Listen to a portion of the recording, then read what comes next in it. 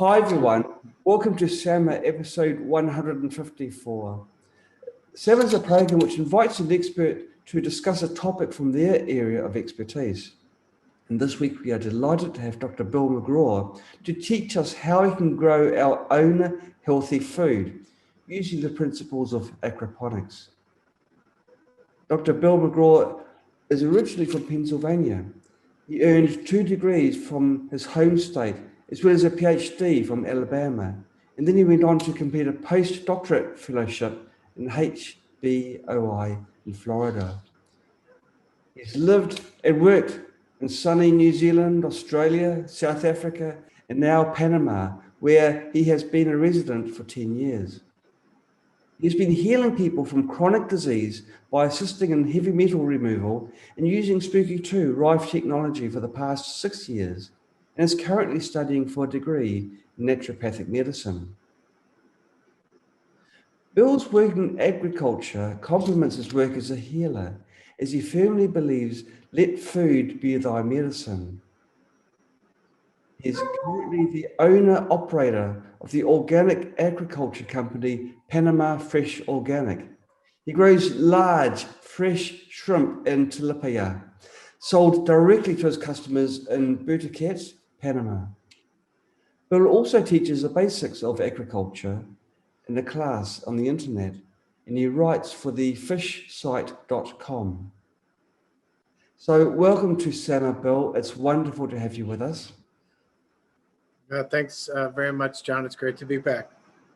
You know, Bill, it's been quite a while that I've been trying to find someone who is an expert on aquaponics. I never knew that an expert who I had previously interviewed on SAMA was such a person. So I'm happy for 2 reasons that you're here. First of all, that you know about aquaponics and you can teach us what aquaponics can do for us. But also, we've got a friend back. It is good to have you with us. I see your smiling face again. So can we start from the very basic? Yeah, it's great to be here, as I said, John. So I'm looking forward to it very much. What is aquaponics? Right. So let's go ahead and right. So there you go. I've screen shared this presentation. So we start from the very beginning and look at just a simplified version of what aquaponics is. And of course, I'm going to focus on the smaller systems that can be built at home for a single family and so on. So you'll see quite a few different systems. And also there's an opportunity for people to be creative in using containers and different pieces of equipment that they already have. Right. Okay, so if we look at this title of aquaponics, this title slide is very interesting because it basically displays the simple components. And the components that you need are a tank with fish in the tank, right? And so the fish are fed a certain type of feed and they produce waste nitrogen. And they produce solids as well. And you'll hear me talk about solids, not only in this presentation, but also from my basics of aquaculture classes, because they're super important. And I think they're one variable that people really don't know about or focus on as much as they should. And so if the water is moved out of the tank and through another container containing plants, you can see that the roots of the plants actually absorb waste nitrogen as well as phosphorus, as the fish produce a lot of waste phosphorus in the water because they don't absorb much phosphorus from the feed. These plants, in essence, clean the water. And then when the water is returned back to the fish tank, it comes in much cleaner. And so if we have nothing but water here, we do need aeration, because plants need oxygen in the water to stay healthy. And of course, the fish need aeration. As you're feeding them, you need more and more aeration to keep the fish alive and keep them growing. So that is just the basic design idea for an aquaponic system. But as we'll see, there's more intricate components and it can become more complex. So how aquaponics works? Well, fish are raised in a tank, as we've seen from the previous slide, and the water is pumped from the fish tank to the plants in certain variable types of tanks. Now, there is bacteria both in the water and on the roots of the plant that convert ammonia, which is the main nitrogen waste product produced by the fish from the gills, which is then turned by bacteria to nitrite. Now, the plants can absorb ammonia, but not so much nitrite. Nitrite is a waste intermediate product that's really poisonous to just about everything. And once that intermediate nitrogen waste product is turned into nitrate, the plants can then absorb the nitrate. Right. And this is the same molecule that you'll find in inorganic fertilizers.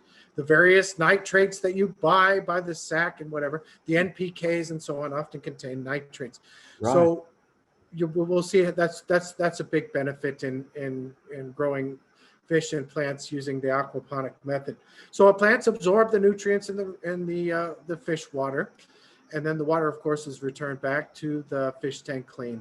And so it's a very complementary relationship between the two, and it works very well. Is this there are a number of it. Oh, sorry, go ahead. Is this something which is like copying what happens in nature anyway? Yes, absolutely. Absolutely. So in nature, if you were to have a pond and that pond was organically rich, you would have, fish that would feed on other fish and so on and produce waste. And of course, the plants would absorb some of the nitrogen waste. But the difference is that for the aquaponics system, we're feeding a nitrogen-rich feed, which sort of cranks the whole system up a notch. And so things become much more intense. So you wouldn't basically find a whole lot of food to eat maybe around a pond edge, but an aquaponics system, it's continually growing and recycling the nutrient waste. Okay, so if you build an aquaponics system at your home, one of the biggest advantages that you're going to have is you're going to have fresh organic vegetables and fish available all year. And you can grow these fish and vegetables the way you want to, without herbicides, without pesticides, non-GMOs, and so on. So it's really a great benefit to have that food available all year round, especially living in the day and age we do. It's an obvious benefit. Okay, aquaponics uses only 10% of the total water that traditional agriculture uses. So it's very beneficial for areas where you don't get a lot of rainfall, such as maybe South Africa or maybe the Virgin Islands and so on, where they don't get a whole lot of rain. Right. There's no need for inorganic fertilizer, as I mentioned previously. So fertilizer is one of the biggest costs for agriculture. So this is a huge benefit there. Aquaponics is very energy efficient, so there's low electricity consumption. And I got this number from the internet. 300 square meters is a huge greenhouse. It would likely feed at least 5 families, and there's only 1 kilowatt input of electricity expected to run the entire aquaponic system. So it's very efficient in terms of electrical consumption. Now, the plants grown in aquaponic systems grow faster because they have access to the nutrients 24 hours a day, 7 days a week, right? As opposed to traditional agriculture. In soils, if it's super dry, the plants don't really have access to the nutrients. They don't grow that well. But in aquaponic systems, plants continually grow 24 hours a day. It's a really ideal system. And of course, you don't have to deal with any of the weeds that normally grow. And obviously, there's no need for any herbicides because you just don't have any weed competition. That's a huge benefit, obviously. And there's no soil-borne pests or disease. Most pests for agriculture typically have a larval cycle in the soil. So there's no soil. You don't have the soil pests or disease that you typically would have in traditional soil-based agriculture. And as an aquaculture scientist, this is a huge benefit that I can actually visualize, and that is not having a biological filter. Now, if you're going to build a recirculating aquaculture system, you'll find out when you write down your costs or to write a business plan that the biological filter or the media that's used to house the beneficial bacteria which turn ammonia into nitrite into nitrate, which is, of course, nitrate is not very toxic. You'll find that the biological filter or the media that you have to buy is pretty expensive. Okay. So that is a huge benefit, is using plants to basically clean the water rather than have a specialized plastic biomedia. And you can look that up on the internet, such as the Calbnis biomedia. And that makes sense once you have a look at and study that. And of course, you can grow a lot of different species of plants. We're going to take a look at all the different species of plants that you can grow. It's just a phenomenal different number of species. Okay, so as we take a more complex look at the components of aquaponics, we see that there are other components that you can add, which have individual benefits. So once again, we have our fish tank, and we have aeration, keep our fish alive as we feed our fish. The fish grow, they produce waste, okay?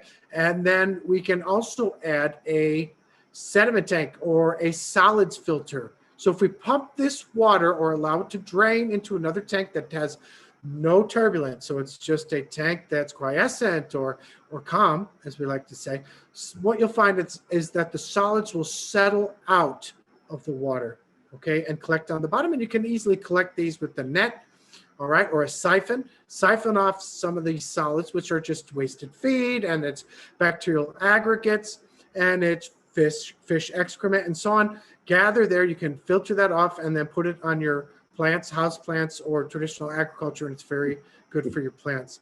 So you bring the water in through a solids filter, all right, and then that water is then pumped up into a biofilter, which is another option for aquaponics, and this is biomedia, which will then change your ammonia and nitrite into nitrate, and then that nitrate can be then used by the plants as water is then directed through the container full of plants. And these roots contain a lot of surface area, or they possess a lot of surface area. And on the surface area of these roots is beneficial bacteria, which change, again, ammonia to nitrite into nitrate. Now, much of the time, we can escape having to use a biofilter, which is somewhat expensive. Yeah. But it is an option. It can't be a component of aquaculture. And of course, if you have water in a container with plants, you have to have aeration, because you want to keep your plants healthy. And of course, plant roots need oxygen. Right. But we're going to take a look at other systems where you don't have to have that by adding certain biomedia to the grow bed, okay? Okay. All right, so here's some design variations of aquaponics. This is the simplest one, which we've kind of already seen. And here we have an aquarium that pumps water up into a container with plants, all right? And this container of plants contains a media, right, which could be clay pebbles, it can be gravel, it can be different types of media. Vermiculite is another one. And so the water can be pumped up into this container of this media. And as the water drains down through the media, it's really cleaned, basically. Solids are removed. Okay, remember, solids are wasted feed or fish excrement and so on. And so these solids gather in this container full of media, which is clay pebbles and so on.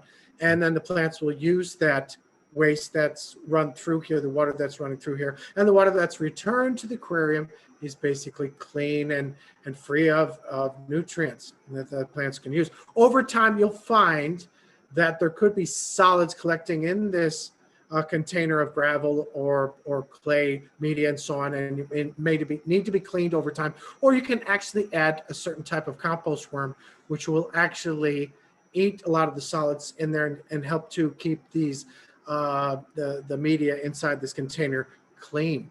Right. And one other thing I can mention is that there is a certain method that you pump the water up into this container containing plants and intermittently, and allow it to drain over time. And then so it's periodically pumped up into this container. The pumping stops and it's allowed to drain. Or you can have what we call a bell siphon here. And the bell siphon will kick in once the water level gets to a certain stage, and then the water drains down back into the aquarium. Okay, so that is the simplest aquaponic design that you could have that works very well. Here is a system that's in the University of the Virgin Islands. It was developed by Dr. James Rakosi. Dr. James Rakosi graduated from Auburn University late 70s. He's really the father of aquaponics. And this is the commercial system he developed at the University of the Virgin Islands. It's probably the first one that's ever been developed. And lo and behold, I graduated from the same university 20 years later. I read his dissertation. And you can see how he developed these ideas of this commercial system by engaging research during his PhD. So it's very interesting work. And I use a lot of his work to teach my basics of aquaculture, aquaponics class. And so here is yet another version of the aquaponics system, and this is known as the nutrient film technique. And what happens is the water is pumped from a fish tank, which you can't see, it's down below here, and it's pumped up into PVC tubing, basically, or PVC pipe, and it's a thin film of water flows through this pipe and then down into another pipe before it finally drains back into a tank that has fish and probably a solids filter. Now, if you're into hydroponics, you probably know a lot about the nutrient film technique, and you've probably seen something like this. Go ahead. Yeah, I was going to say, it does look very much like a hydroponic system. Right, hydroponics. So this system can also be used for an aquaponics system as well. Same sort of thing. You're just using a thin layer of water, running it through this tube, and obviously the plants are placed inside the tube, in a hole inside this tube, and the roots are touching the water. And as the water bypasses the roots are actually absorbing the waste nitrogen and phosphorus and probably potassium and other elements that are in the culture water. So those are three pretty different systems. It gives you an idea of the creativity that you can engage in when building aquaponic systems. And a lot of people enjoy building and managing these systems, and it becomes a lot of fun, you know, to get the whole family involved in doing something like this. Okay, so here we'll take a look at other types of tanks that you can use. An aquarium, and you can use a Rubbermaid tub or a tote, as they call them in some places. You can use 55-gallon drums cut in half, and we'll take a look at some other types of systems that they use all these different parts and components. A lot of them you can get cheaply. Some of them you may have around the house, and you can use these different things in different ways and methods for growing fish and plants together in an aquaponics system.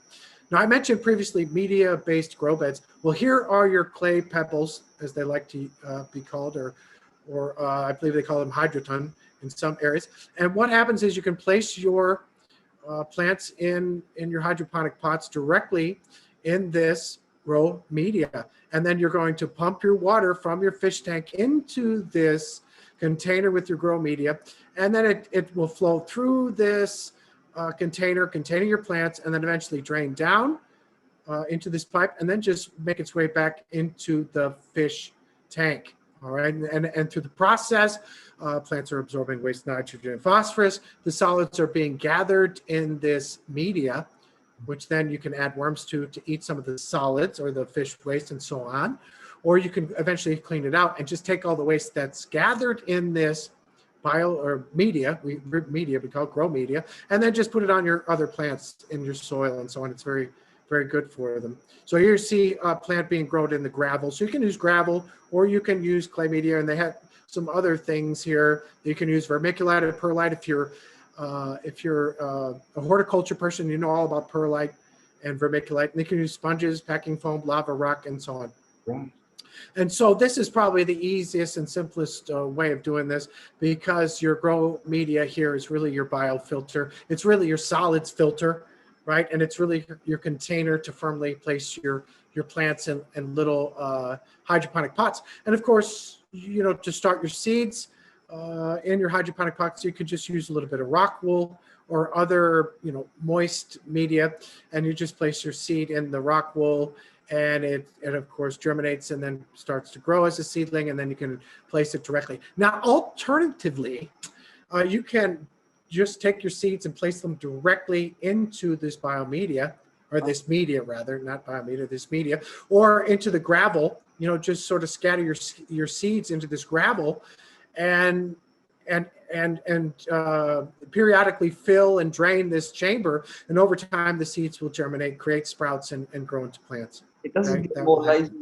Doesn't get more lazy than that, does it? That's very, very convenient. Yeah, and people actually, there was a system here in Panama, a friend of mine had put together where he did just that, and it was pretty neat. He actually grew papaya in his system, and he used, of course, tilapia, which is a very popular fish, which we're going to talk about in a minute here. So yeah, this system is pretty easy. Maybe it cost some money for this this clay pebbles or whatever. If you do use gravel, you have to be careful because it's pretty darn heavy, and your structure here needs to be really strong to hold up that that weight of that gravel. That's all you have to worry about. And of course, it has to be a certain height so the water can drain down through gravity back into your fish tank. Yes. Okay, so the media grow beds being one of the easiest ways of doing this. They work great. They're easy to find components most of the time. You can grow lots of different plants in one system. So, in the same grow bed, you could put a tomato, or you could put lettuce, you could put peppers and so on. And, just have a regular garden that feeds off this wastewater from the fish. And like I said, you can intermittently fill the grow bed over time and drain it, or you can continually fill that water. And most of the time, I think it's periodically filled and drained, and you can use a bell siphon for that. Okay, the cons I mentioned before, you can build up anaerobic zones from too much solids. You may have to clean it out occasionally. Okay, so here's where we get into some of the creativity involved in building these systems. And that would be using your 55-gallon drums. You can cut them in half, and you can use them to put your plants in. You can put your media here, your clay pebbles or your gravel, and then set your plants directly into these containers and then fill it up with water from your fish tanks, allow it to drain over time, either periodically or continually. And so people can use different containers that they can find. Here's another version. Barrels cut in half, and it looks like they're growing a variety of different things there. And here you can see it again, growing a variety of different plants. And here is where this system comes from and who designed it. Wow. Okay, a different version of this is by taking the water from your fish tank and then allowing it to drip down through a tower, touching all the roots of your plant. So obviously you're going to have a PVC pipe, or you're going to have a PVC square tube of some sort. Okay, and then you're going to drill holes in it and then put your hydroponic pots directly into the sides of the pipe and allow them to grow out. And as that water trickles down, or even you can use it misting, and as the water trickles down these roots, they absorb the nutrients and the plants grow in that capacity as well. So if you have a lot of height area in your greenhouse, this is another option that's very viable, especially things like strawberries. Okay, what are the fish you can grow? You can certainly use aquarium fish. What I suggest is tilapia. It's a wonderful fish to grow. I've got thousands of them growing right outside my house where I am here in my systems in pools. We grow them with the shrimp that are in the pools as well in cages, and they just do incredibly well eating algae in the water. All in and by itself, they'll just clean the water of algae, and they just grow fantastic. But they will grow in a hydroponic system, an aquaponic system as well.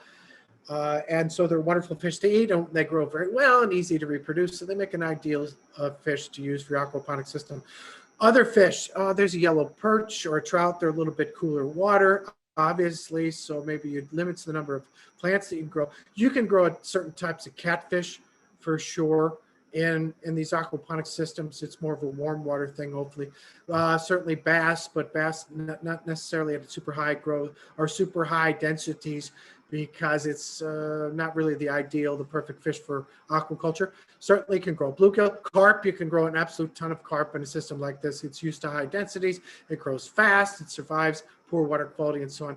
The koi, which is a type of carp for show, you could certainly do that. I did a system here in Panama where I grew lots of koi at 10 kilograms per cubic meter. Certainly goldfish or even freshwater prawns like this macrobrachium that you see right here certainly can grow it, but probably not at super high densities. It doesn't like high densities. Wow. Okay, I mentioned tilapia. Tilapia is just one of the most widely grown fishes in all the world. It grows fast in high densities. It accepts a wide variety of feeds. It will grow in a perfect temperature that plants can also grow at. It survives the poor water quality, the temperature changes, the high ammonias. Okay, remember ammonia is your main nitrogen waste product from your fish. It'll survive lower dissolved oxygen for short periods of time. It's omnivorous. It eats pellets very quickly. It's, some of these fish need to be feed trained, like the largemouth bass readily doesn't accept a pellet most of the time. You actually have to train it to take a pellet fish. I worked with largemouth bass at Auburn University in, I think, 97 or 98. So these tilapia will eat all kinds of stuff, everything from banana leaves to vegetables to obviously pelleted fish feed. And it will grow to 1 pound size. And in about 3 months, I've certainly done that more times than I can remember. And it'll grow to probably 2 or 3 pounds in 6 to 9 months. So it's a fast growing fish, survive high densities, very tasty to eat. And it's really suited for an aquaponics system. It's the one I recommend that people use. It's easy to reproduce on its own. You can readily find it all over the world. I mean, it comes from lakes in Africa. You know, the Nile tilapia comes from the Nile River in Egypt, right? And different lakes in Africa. It's a hybridized, so it's a couple of different species in there. It's called the hybridized Nile tilapia. And you can just find it all over the world. Certainly China is one of the biggest producers of tilapia in all the world. Ships a lot of it to the United States. Okay, here we go again. We're going to go back to having a look at another one of these systems that allows a certain amount of creativity. Now, this is a standard fish tank that even I have. And here we see a lot of fish, likely tilapia, they look like. And of course, that water is pumped up into this container where we have set our lettuces that are in hydroponic pots directly into the media. You can see it looks like clay pebbles there, I think. And as the water's pumped in, it fills this container and the solids get trapped there and the roots get access to the nitrogen, phosphorus, and potassium and absorb all these elements here and all the waste from the fish. And then it drains back down into the water. And you can see it maintains the water pretty darn clear. Pretty darn clear. So this is another version. Here you can see it looks like they're growing Swiss chard or something else here. So we're going to talk about lettuce specifically in a minute because it's just such a good crop to grow in an aquaponics system for a whole bunch of reasons we'll discuss in a minute. Now, what about the plants? Well, all these different plants can be grown in aquaponics, but there's a couple of things you'd have to know. All right, so certainly lettuce, beans, squash, zucchini, broccoli, peppers, cucumbers, peas, and spinach. You bet, absolutely. But you'd have to look at the different pHs that some of these plants would like. For instance, the strawberries like a lower pH, like 5.6, 6.5. Well, not all fish really like that lower pH. You'd have to look for a fish that likes a lower pH or an acidic water. Some of the ornamentals you'll find, some of the cichlids and some of the neon tetras and so on, like a lower pH water. So there have to be a certain amount of complementary relationships between the vegetables you're growing and between the fish. Now, a tilapia just loves the pH of 7, and I recommend you keep your pH at 7. We're going to talk about how to maintain your pH because normally what happens over time is the pH will decrease due to nitrification. And nitrification, simply put, is ammonia turning into nitrite, turning into nitrate, and the plants absorb the nitrate. Now, through that process of nitrification, it produces acid or acidity. Okay, so over time, you're going to need to add a certain amount of base. And the base components typically that are most beneficial are going to be a calcium hydroxide and a potassium hydroxide, which we're going to talk about more so in a minute. So when you look at these various fruits, various herbs, various vegetables and flowers, you really need to do your homework and figure out what is the best pH of the water for these particular plants that I can grow. And lettuce has got to be the easiest because it's just a straight up pH 7. They're really, the lettuce varieties, there's so many different varieties. They're so hardy, they grow quickly in 30 days and so on. We're going to talk about that. Here we go, right here. Again, we look at a different sort of system. This looks almost like a raft culture system, but you can see someone's built sort of structure here, and then they have sort of a table design where they're just placing their hydroponic pots in this lattice or this matrix here, and the water is just passed through this, and the plants absorb the nutrients and so on. And here you can see another version using these clay pebbles, which probably last forever, and they're lighter, certainly than gravel, so you don't have to build that strong structure to support the heavy gravel, you know, the rocks that you might use, which are cheaper, but probably clay pellets are better to use. And you can see the lettuce really takes to it. So there's so many different varieties. It's easy to grow. Lettuce grows very well. It's ready to harvest in 30 days. So when you get into the economics of aquaponics and you start writing business plans, you'll see that cash flow is super important. It's tough to wait 6 months to start making money for an agricultural system. You really like to start making money within 30 days of planting, and lettuce will allow you to do that. It's a quick turnover. Not a bad crop to grow, certainly as your first one. And everybody loves lettuce, you know. Everybody loves to eat lettuce. So it's a shallow root system. You can pick what you need. You stagger your production. You plant some every week, and so over time, it's available all year round. Okay, it can grow either in media or in a raft system. So the raft system is more like this, sort of a table where you have rafts just floating on this table of water, and then you can just pick up the whole raft and harvest everything if you want and so on. We're going to take a quicker look at that in just a minute. You know, it has an ideal temperature for tilapia. 80 degrees Fahrenheit is pretty darn good. If it's over 80 degrees, it will have a tendency to form seeds, which may or may not be an advantage for a person who wants to produce seeds. So you may have to have the tilapia grow a little less than optimum temperature in favor of having the most optimum temperature for your lettuce. Right. And so they have to be complementary. And if you do your homework, you can figure that out. It's not too hard, especially if you're a gardener. If you have a green thumb, if you have a keen interest in agriculture or horticulture, you should be able to adapt to this readily. Okay, tomatoes, another good crop, widely grown in aquaponics systems. Here we can see the clay media that they're using, and you can see you have to have a certain amount of structure here for your tomatoes to grow, poles or string or lattices or something. If the flower needs to fruit like tomatoes do, you may have to add some phosphorus. A higher phosphorus to nitrogen ratio favors fruiting, favors flowering, and so on. Okay, now there's two different types of tomatoes that you need to consider. A determinate plant sets all the fruit at one time, and then you pick everything at once. So it may not be practical for a family. They'll want an indeterminate plant, which produces tomatoes continually over time. Okay, but if you're a commercial producer, maybe you want to pick all your tomatoes at one time and ship them to market one time, and that's the way it may work best for you. Right. So there's lots of different hydroponic varieties and different aquaponic varieties of tomatoes that grow well. Some may like lower pHs and so on. You can see that the pH is a little lower here. So you'll have to really understand pH and be able to manipulate it with your alkaline components. You don't want to add too much hydroxide to your system and bring your pH too high, because it won't be beneficial for your plants. And what you find out when you write your business plans is that generally 80% of all the revenue comes from your plants and your aquaponic systems rather than your fish. Okay, so this is really a vegetable fruit system that produces food for a vegetarian more so than a pescatarian, we could say, right? And we can get into cucumbers, and you'll need some structure here, a lattice, string, poles, something to support the vine growth and to support the fruit and so on that's being produced. And so you want to try to find self-pollinating varieties, or you can pollinate yourself with just anything. You can use just a little brush, a paintbrush I've seen used before, Q-tips and so on. And they have a little bit lower temperature.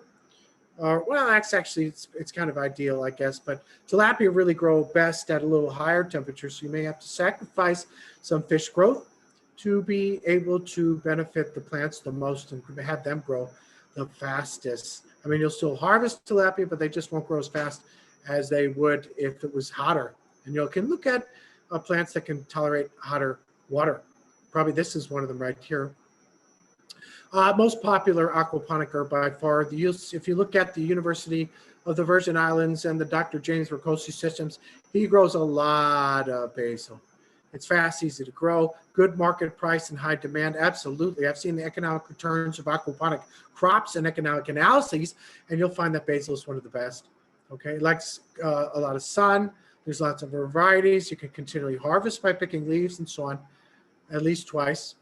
And you can use it fresh or dried. So basil is actually an excellent herb to grow. And here is another picture of another aquaponic system. And this time people have gotten a little more creative. So this time they've actually it looks to be like flower pots, and they're pumping the water from their tank, look like tilapia or even goldfish, into the flower pot. It drains down through the media and then flows down back into the tank. So as you can see, there's just a variety of different options that people can use, and you can get creative. You can have a lot of fun. Just remember the basic components. Measure your water quality, your ammonia, nitrite, nitrate. Remember, you have solids to deal with. Remember to feed your fish at a certain percentage and so on. And there's a bit of engineering involved. And if we can tackle the simple engineering, well, then you're free to do whatever you want to do in terms of creativity. It can be a lot of fun. Okay, speaking of design and operation considerations, this is where I absolutely excel. I'm an engineer, an aquaculture engineer by far. It's my favorite thing to do is design systems and then manage them. And after a while, they become boring because it's the same thing every day, day in, day out. And I like to have somebody else do the day-to-day operations. So if we look at the design and operation considerations, there's some rules to follow. One of the simple rules is you want to have about 0.25 pounds of fish per gallon of water. Now, this may amount to, you know, if we extrapolate that over time, you could have a 1 pound fish in 4 gallons, all right? Or maybe 2 pounds in 10 gallons and so on. So you want to be able to stock your fish so that the maximum biomass is somewhere around 0.25 pounds of fish per gallon. Right. Now, another engineering consideration to have, and people don't always follow this, but if you follow the engineering considerations, you're going to save yourself a lot of hassle down the road. Like say, for instance, if you start feeding too much because you have too many fish, then over time your water quality may suffer. You may have too much ammonia, too much nitrite, too much nitrate, and the plants won't be able to absorb it all, and your fish, the health of your fish may suffer. So it really benefits you to pay attention to the engineering. Okay, so you want to have maybe a surface area of 23 to 1. So that's 23 times more area of your plants compared to your fish tank. Okay. So something like that. Okay, so tank volume 1 to 2.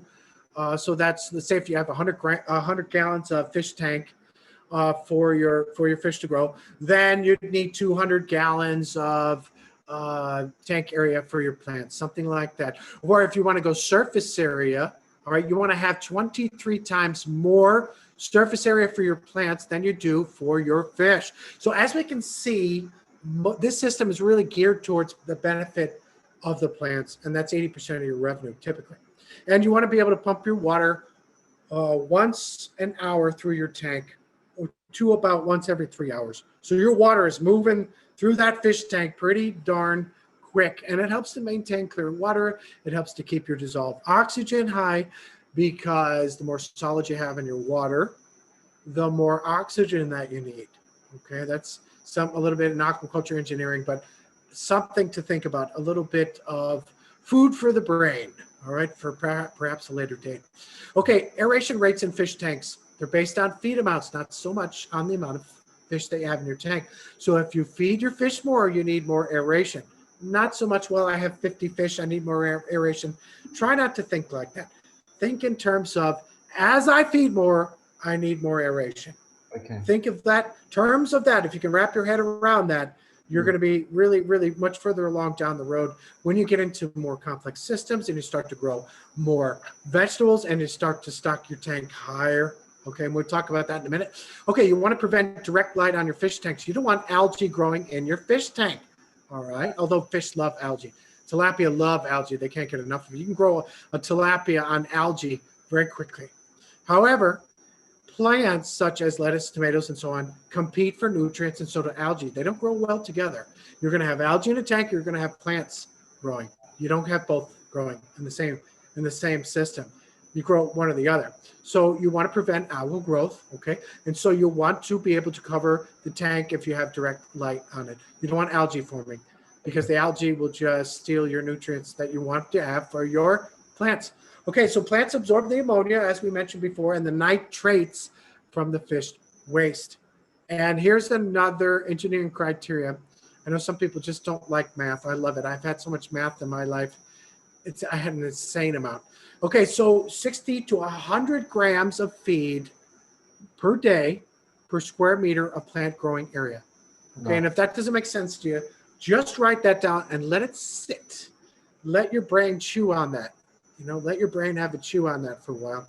And what happens is you're going to feed your fish all that they will eat, all right, 2 times per day.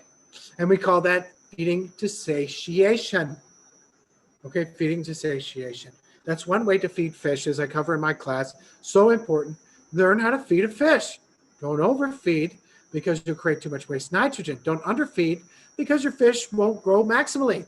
Okay, so you want to be able to feed your fish at least twice a day, and it can be based on the total amount of feed that fish will eat, and then we call that feeding to satiation, or we can feed by a percentage of biomass, and we're going to cover that right now. Okay, so that's typically like 3% of the total biomass. So obviously you have 1,000 grams of fish, you're going to feed what, 30 grams a day, something like that. Okay, so here we go. So what else is important? Biosecurity for disease prevention. I can tell you, I've been studying this for 25 years, and there is $1 billion of waste, or $1 billion lost to the shrimp industry, the shrimp aquaculture industry, every single year because of disease. Viral disease, bacterial disease, parasitic disease, mostly viruses. And there's so many different viruses. There's 25 viruses right now that are killing shrimp. And if you do not prevent the disease introduction into your system, that disease can spread like wildfire and kill everything. Now, I can tell you, I brought in tilapia from a hatchery in Panama that had disease. When I brought these fish into my system, they all started dying. And I looked at this and I said, well, hang on a minute. I did a perfect acclimation. I'm a PhD in aquaculture. What's going on here? So closer examinations, sure enough, they had a bacterial disease. And so they had to be treated and separated for disease before I could add them to my system safely. Okay. So if you look at the shrimp industry, if they were to bring in a diseased shrimp into their system, that diseased shrimp would then shed infected material, and the other shrimp would eat that infected material, and the entire system would collapse over time. And indeed, that's exactly what happens. Why do people wear masks for the coronavirus? Why is there social distancing? It's simply because they don't want to spread infected tissue from one host to another. No infected tissue spreading, no disease. Ta-da! Hello there. Okay. What else? So you don't want to bring anything. You want to have everything biosecure, which means that you don't have a lot of traffic flowing through the area. You don't bring in water from area that has disease. Okay, or you don't bring in sick fish. Okay, what else? Possible aerial application of phosphorus. Now, I previously mentioned something about tomatoes where you want to have a higher phosphorus to nitrogen concentration in the water so that your tomatoes form flowers and create fruit. Okay, so there is a possibility of applying phosphorus directly to the leaves where they'll absorb it. Okay, and that's a possibility. Okay. Oh, sorry. Yeah, that's okay. Good. I didn't know you could do that. Okay, yeah. Yeah. Sure enough, you get one of them agricultural PhD people, you never know what they'll say, right? Okay, maintain constant temperature so that it's appropriate for plants and fish. I touched upon that before. Remember, tilapia like it super hot water, 30 degrees centigrade. We always use centigrade. We never use Fahrenheit because it's too cumbersome. We always use the metric system. So what's that, 90 or something, 90 degrees Fahrenheit. So the tilapia like hot temperatures, but maybe not all the plants as you've seen previously. So it's something to consider is temperature for the fish, temperature for the plants, all right? pH. What about pH? Well, 7 to 7.5 is pretty darn good for a lot of plants, right? Lettuce is like that, right?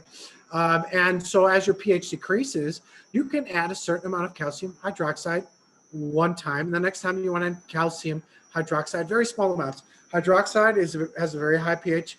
You have to be careful adding it. Do not get it on your skin. Do not splash it around and get it in anybody's eye or anything. It's dangerous, right? So you're adding very small amounts of potassium hydroxide in terms of like, like a gram per gallon or something like that. Very small amounts, even half that amount when you're first adding it. You mix it up in fresh water and you slowly drip it into your tank over time, watching the increase of pH.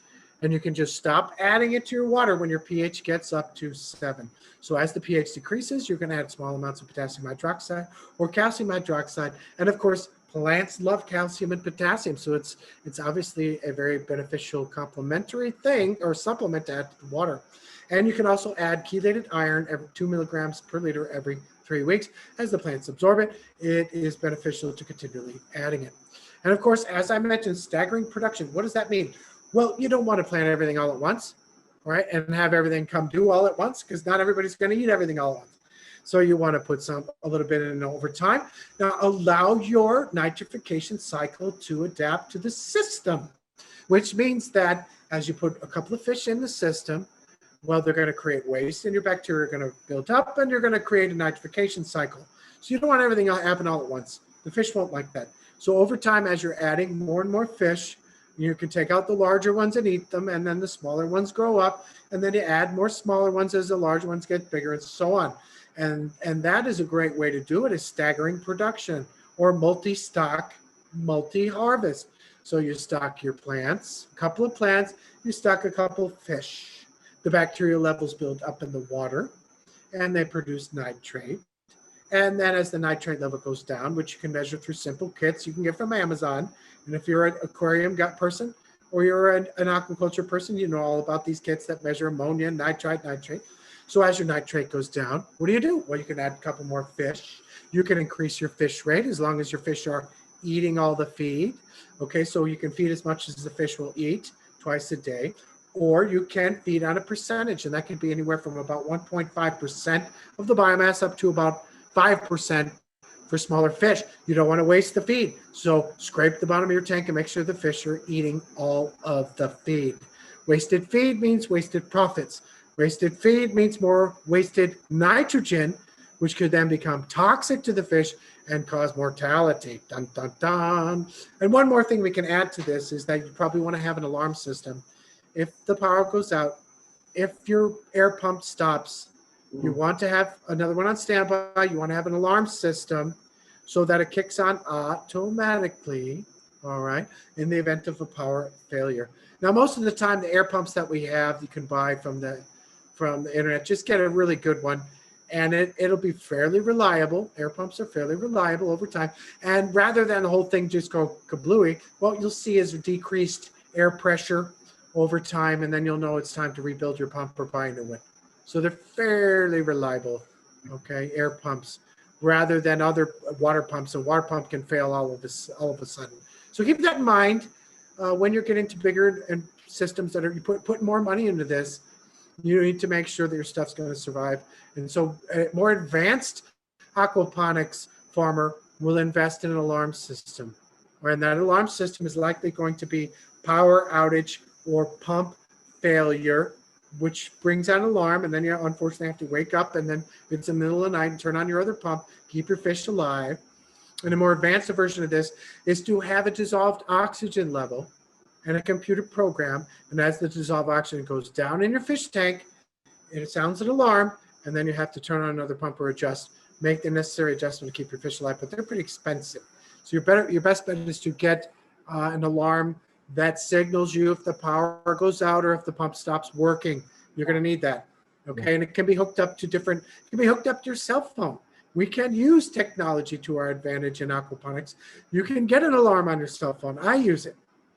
Or you can get an alarm that goes off and makes a loud beeping noise. 120, 140 decibels is more than loud enough to wake you up if there's a problem in the middle of the night. And then you just have something on standby. You have another pump or so on, and then you just turn that on. Okay. Now, remember, plant roots in these systems are your biofilter. So you don't want to harvest everything all at once and remove all your plants at one time, because then you're going to take out your biofilter all at once. So you want to remove a certain amount over time. And of course, you want to eat a certain amount at a certain time and wait for the rest of the plants to grow and then eat some more. So that's what we call multi-stock, multi-harvest, or stagger the production. Okay, so this looks like a complicated bunch of stuff that only scientists would want to look at, all right? So, but as you get more familiar with these things, these numbers become very important. Some of these numbers, such as total ammonia nitrogen, nitrite, and nitrate. Okay, and you're going to want to start measuring this. And this is from the University of Virgin Islands data. Dr. James Rakosi, because he's absolutely a master of aquaponics. He's really the father of aquaponics. And he's just got these numbers. His numbers are amazing. And his fish grow well, and his plants grow well, and he's just amazing. I mean, I really learned how to do it through that guy. Okay, so this is your orthophosphorus. Ortho meaning the type of phosphorus which is readily available to your plants. You can see the levels here that you need to maintain. Your calcium, magnesium, potassium, sulfate, these are the levels you need to maintain. So if you're a hydroponics person, you know about these things. You know about calcium, magnesium, potassium, sulfate. Oh, yeah. You know about nitrate, measuring it in the water. You know about total dissolved solids, which are a measure of your ions. Okay, so over time, you'll come back and begin to look at these numbers, measure them, and make sure you're within a certain range. And over time, you'll become more adept and you'll want to get into more and more knowledge, which will help you become a better aquaponic farmer. And there you go. If you want to learn more, you take my Basics of Aquaculture class. It begins January 12th, every Tuesday and Thursday, 11 a.m. I use the very same program we're using now, Zoom, which is an amazing program, right? And you can go to my website, newaquatechpanama.com, to have a look at the course schedule and curriculum. And I've taught it a couple of times already, and it's just a lot of fun for the students, and they've left great reviews for my class, and it's really beneficial for them. They learn a lot. I have a lot of fun teaching it. They have a lot of fun learning everything that they learn through that course. You learn a lot of information about everything you ever want to know about aquaculture, basically, and it's crammed into one course. So put your thinking cap on and come join me for that class. That's good, because a lot of people, they'll be living in places which are far from the cities. They want to be self-sustaining, eat healthy foods. Zoom's the perfect way to do it, and you provide a great service for that. Right. You got it. You got it. Fantastic. For micronutrients within the plants, can the plant that grows in the aquaponic system have all the nutrients that a plant would have if it was growing in the wild and dirt? Yeah, right. Very good question. What happens is, if you have an adequate fish feed, all right, so you have a fish feed that's made by a reputable dealer, and there's lots out there, then that reputable dealer will automatically add a vitamin mineral mix to your fish feed. And a lot of the minerals that the fish eat are just basically wasted. They're shed into the water. And what you find as the minerals that a fish eats is very beneficial for a plant. I mean, they need a lot of the same stuff. We need calcium, magnesium, potassium, copper, zinc, boron, et cetera, et cetera, et cetera. So do the plants. So do the plants. And so it's very complementary. What's good for the fish is often good for the plant. You know, we have certain elemental requirements, and so do the plants. And you are what you eat. So if you eat a healthy plant that has access to all these minerals, you get a plant that's rich in minerals, and you're going to be rich in minerals yourself. Remember, the latest theories of disease from, say, a Dr. Joel Wallach indicate that all chronic disease comes from mineral deficiencies. Wow. I've studied all his work for years, and then I took it a step further and said all mineral deficiencies are created by toxicity, in particular heavy metals, which take the place of the good metals such as calcium, magnesium, manganese, and so on, and prevent the adaptation, the utilization, transfer, and absorption of these minerals. And this is one of the theories of disease. The other is cell membrane breakdown, and you can probably study that on your own. That's a tangent. Now, the first time I experienced a hydroponic tomato, it wasn't a pleasant experience. It looked beautiful, right. Round and red, right. And wow. But the taste was like water. Right. And I'm guessing that with so it tastes okay. So two things for that. One is you're going to want a variety that's specially, designed, or well, we can say selected. All right, we don't say the design word. We say selected for its ability to grow an aquaponic system and produce a fruit that's very tasty. The second thing is that oftentimes in hydroponic systems, they don't get access to all of the minerals that they would like to have. I mean, you can grow a plant on the basic nitrogen, phosphorus, potassium without having it get access to the other minerals that it needs.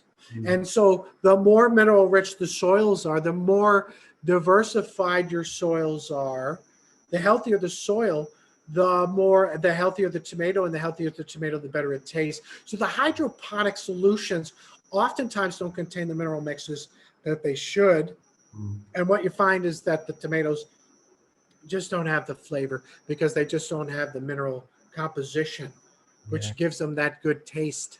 Yeah. And that's what you find. That I totally agree. A hydroponic tomato, when you have it, it's like, okay, cardboard. No, it doesn't taste good. Who's going to eat it? Who's going to eat that tomato? You want a tomato that's rich and flavorful for your salad or your sandwich or whatever. You don't want to waste time with something that tastes like water or cardboard. So what I would say is the richer the water, the aquaponic water that you have contains more minerals, the more likely the richer flavor of that vegetable. And that's something you're going to have to get into and experience over time. Right. But the aquaponics, I'm guessing, would have more, naturally have more minerals in the water. Right. So what you find is it's basically zero water exchange, or almost zero water exchange, meaning that all of the waste that comes from the feed that's in the water from the fish is maintained. So over time, you're going to have a buildup of zinc, copper, potassium, phosphorus, nitrogen, and so on, because there's a number of different elements that a plant really needs so that it grows well and healthy and tastes good, right? You can grow a plant on just hardly anything, but if it doesn't have all the minerals it needs, it's really not going to taste that good. Not really. It's going to taste like, well, watery. It's got a lot of water in it, right? But what you'll find is the tastiest of tomatoes are grown in the best and healthiest of soils, or the best and healthiest of waters that contain all of these essential minerals. And you'll find that if your feed contains the minerals, your water will contain the minerals, because the fish only absorb so much. They waste a lot of it. They lose a lot of ions, okay, such as calcium, magnesium, so on, through the gills, and shed them into the water. And this is, so over time, you're going to measure this. And it may come down to, well, my magnesium's a bit low. What can I do? Well, easy enough. Add some magnesium chloride, a small amount of magnesium chloride, and then remeasure. And you say, okay, when I'm low on magnesium, I remember I can add a half a cup of magnesium chloride to my system, and the magnesium will go up 20 parts per million, or 20 milligrams per liter. And you can get into that with your tests. And then, oh, there you go. My plants are now growing faster. And you can look on the internet. You'll find tons of charts where you look at basic plant deficiencies. Well, a calcium deficiency on a tomato is a bottom rot. That's a classic one. We're incredibly deficient in calcium. These soils here in Panama are horrible. People talk about, oh, the rich volcanic soils. Nonsense. Most of the soils in Panama are horrifically deficient in everything you can imagine, in particular calcium. Try to grow a tomato in a high pH clay soil and watch how the bottom rots out on it. It's a typical calcium deficiency. Everybody, any gardener knows that, right? And you'll talk about these master gardeners that come to Panama and try to grow things in these high pH clay soils, and they get angry. So you really have to, what do? Well, you're going to have to add compost. You're going to have to add minerals to your soils, right? So you add compost, contains the minerals. It increases the bulk of the soil. It increases the organic matter. And then you build up a diversity of fungi, bacteria, which recycle the nutrients, and then creates a diversity of life in the soil, which then recycles minerals, making them more available for the plants by creating the right pHs and so on. So that's how that works. But those are great questions. I don't know if I don't think we have anybody else asking questions, but you're doing a great job, John. Yeah, good job. I mean, aquaponics is pretty much the ultimate. When you go, we're possibly entering an era where we will have to look after ourselves more. The pandemic has destroyed a lot of country infrastructure. Right. So absolutely, sorry, go ahead. As I say, things can get worse. So now's the time to enroll in your classes, learn, and find out how you can survive. Right. So there's this idea, something called food security. And that is, everybody's got to eat. Nobody gets by without eating. And so how can we secure the food that each and every person needs to have to survive? Right. So one way you can increase your food security is just by growing as much of what you can on your own. Now, you can't grow every single thing you're ever going to want to eat, but you can grow something that you like to eat, that you eat regularly, which can provide you a good source of nutrition over time, and which provides a certain amount of fun. I mean, families can get into this aquaponics thing. It's a lot of fun to build things together and to grow things together, you know. And so, yeah, we talk about food security. And if you have ways and means of being able to build something quick and easy and have it electrically efficient, so you're not have to put all this money and resources into a system that can produce vegetables and fish, which are good for you. I mean, very good for you, right? We're not talking about GMO. We're not talking about a processed food. You're talking about really good foods to eat, vegetables, mostly 80% vegetables.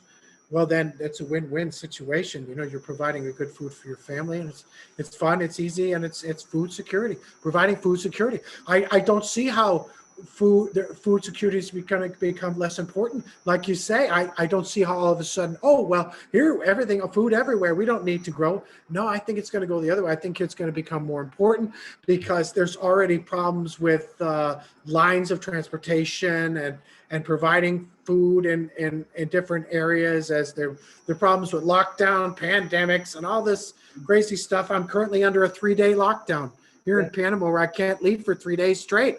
So what do? Well, I have a certain amount of food growing outside in these tanks. So I have food, but not everyone does. Some people live in small houses, don't really have access to a lot of land. And perhaps an aquaponic system would be more than ideal because we have the temperature.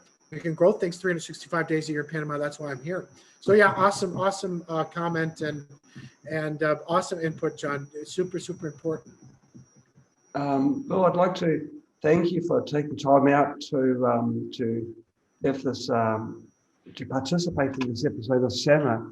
It's later your part of town, so you know you've done extremely well. It's your presentation is full of extremely riveting information.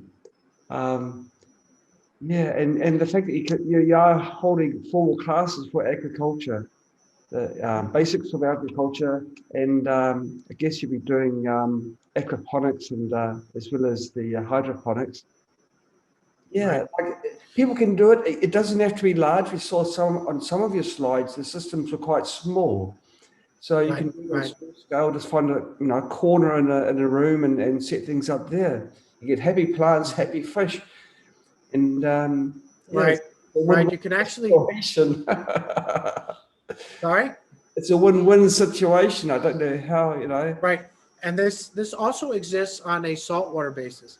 Low salinities, there's also other plants you can grow which are also edible, which I've done many times before. You can look on my website at newaquatechpanama.com, and you'll see these other saltwater plants that I've grown previously that are edible. So it's my bag. It's my bag. It's what I've been doing 25 years. And if I hadn't gotten sick, and if someone was able to heal me from my chronic disease problems, I wouldn't have got into medicine. I wouldn't got into Spooky2, and I wouldn't be here. So, that was a benefit. I wouldn't be treating people now 4 or 5 days a week using Spooky2 Rife technology. I'd love to tell you, I think I sent a summary to you about my experience with Rife. I'd love to do a SAMA someday if there's time with that as well. But it's been a lot of fun, and thanks for having me, John. I hope this is very beneficial for all of the Spooky2 users. It's a little bit different than what we normally talk about, for sure. And I'm sure people are going to be very thankful for you for including this information in a time like this that they can readily use. I mean, could you think of a more cool thing to talk about in a time like this than growing food in a small location very efficiently in a time like this? Yeah. And healthy food there. Yeah, that's amazing. It's absolutely riveting. This topic. Yeah, I'm definitely going to do it. It's definitely on my bucket list. I hope it's going to be soon as well.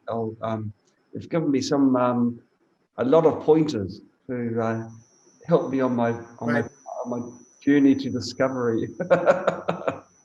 Right. Well, if you have questions, I'm here for you. All right. Thanks so much, Bill. Dr. Bill McGraw, expert on pretty much everything, but also on hydroponics, aquaponics, and mercury toxicity, which we covered on a previous SAMA, and quite possibly many other things as well, which I'm about to discover. Right. Thank you. Okay, thanks, John. Thanks for having me. Thanks for time. Thanks for staying up late for that. It was a bit of a lumpy start to the SAMA, but we got there in the end, though. Right. That's what all's well that ends well, right? And it ended very well. Thanks very much, Bill. Okay, thank you, John. See you. Bye-bye. Bye-bye.